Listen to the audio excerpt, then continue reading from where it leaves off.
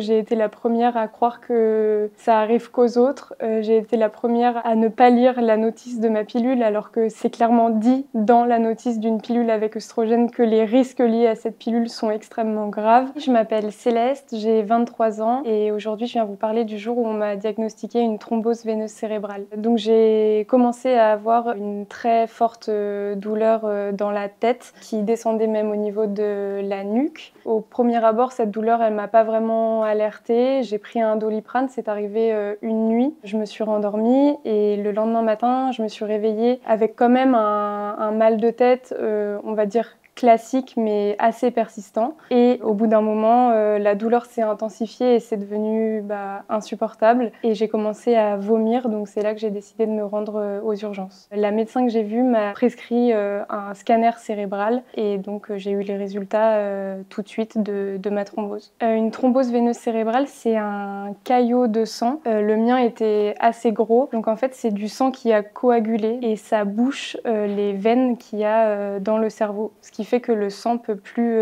passer normalement. La plus grosse conséquence, c'est on peut mourir d'une thrombose veineuse cérébrale. Après, on peut aussi avoir de fortes séquelles, ce qui n'est pas mon cas aujourd'hui. J'ai aucune séquelle, mais on a vérifié par exemple que je voyais encore très bien, qu'il n'y avait pas de problème au niveau de mes yeux. On a vérifié que tout allait bien dans le reste de mon cerveau. On vérifie aussi tout le temps que je sentais bien mes jambes, mes bras, que j'avais toute ma tête, que je savais encore bien m'exprimer. Ça, on l'a vérifié tous les jours où j'étais à l'hôpital. Dans mon cas, il y avait deux possibilités liées à la formation de ma thrombose. Étant donné que je suis jeune, que j'ai 23 ans, que je n'ai pas d'antécédents particuliers, que j'ai jamais eu de problème de santé, que je suis pas porteuse d'une maladie du trouble de la coagulation, la première question des médecins, ça a été de savoir si je prenais une pilule contraceptive. Et effectivement, je prenais une pilule depuis plus de 3 ans, une pilule avec œstrogène. Les médecins m'ont dit que ça arrive très fréquemment chez les jeunes femmes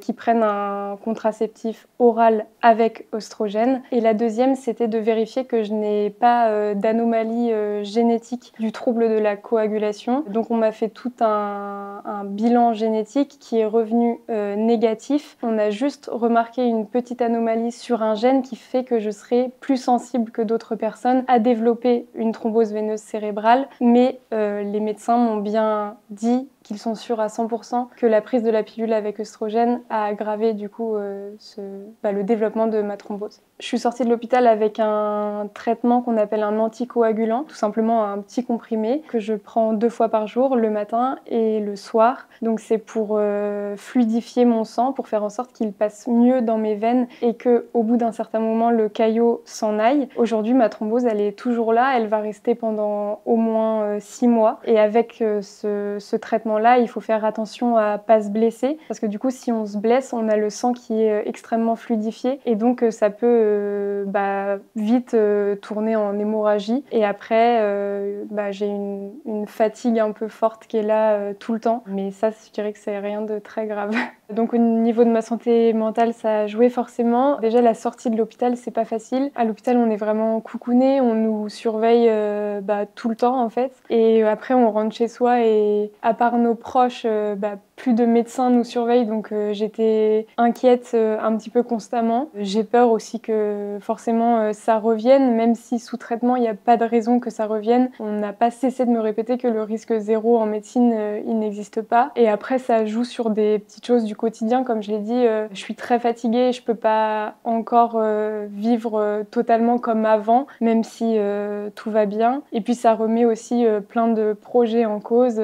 Je viens de terminer mes études, donc j'étais à peu près lancée dans la vie active, donc ça retarde un petit peu tout ça. Aujourd'hui, c'est vraiment important pour moi de dire à toutes les jeunes filles qui prennent un moyen de contraception de bien réfléchir à prendre le contraceptif qui soit le plus adapté. Moi, avant de prendre la pilule, j'avais aucun moyen de savoir que j'étais porteuse de cette petite anomalie génétique. Il faut vraiment en discuter avec son gynécologue. J'ai été la première à croire que ça arrive qu'aux autres. J'ai été la première à ne pas lire la notice de ma pilule alors que c'est clairement dit dans la notice d'une pilule avec œstrogène que les risques liés à cette pilule sont extrêmement graves. Donc aujourd'hui, j'ai vraiment envie de partager mon expérience au maximum de personnes pour que on réfléchisse mieux avant de prendre ces moyens de contraception.